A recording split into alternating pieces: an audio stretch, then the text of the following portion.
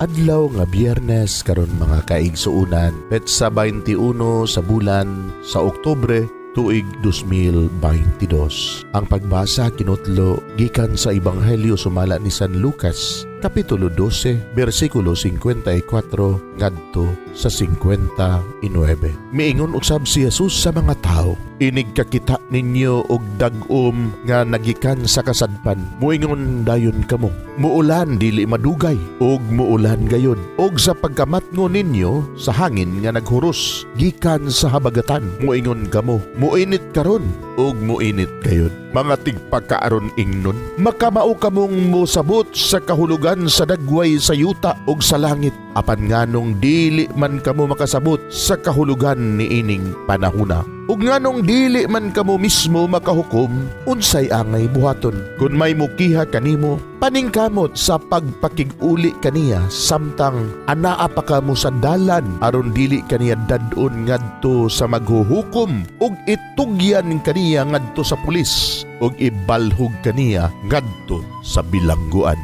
Timan-i kini, dili kagayod buhian hangtod kabayran mo ang katapusang usa ka dako sa imong multa." Mga igsuon, ang Ebanghelyo sa Ginoo. Daygon ikaw o Kristo.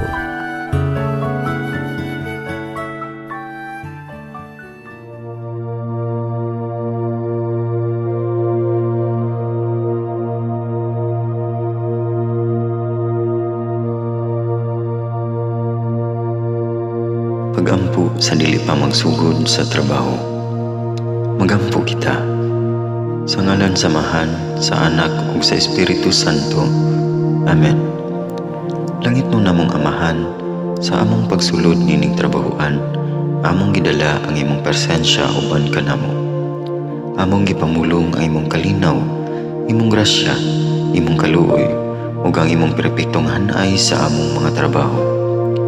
Among gipadayag ang imong gahom labaw sa tanan, diha sa mga butang nga among mahimo, masulti, mahuna-unaan, ug mahukman sulod nining adlaw.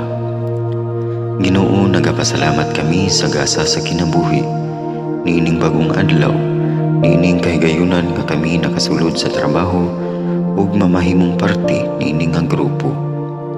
Salamat sa mga gasa nga imong gitugyan kanamo.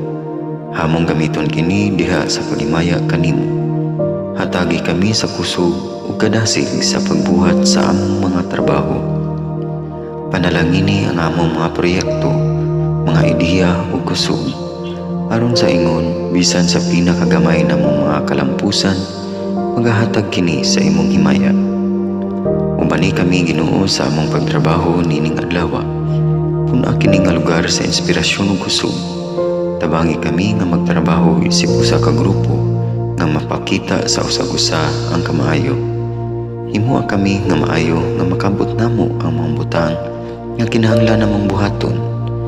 Himuha kini nga lugar nga puno sa kalipay ug panagihigalaay, ug kamugaway ug kalinaw ang mapatigbabaw niining dapita. Ginoo, kung kami anaa sa kalibog, giyahi kami. Kung kami muwadaan sa kadasig ug paglaom, dasiga kami. Himua nga ang trabaho nga among gihimo ug ang paagi sa among paghimo niini makahatag unta kini og hugot nga pagtuo, kalipay ug pahiyom sa tanan nga among mahimamat karong adlaw.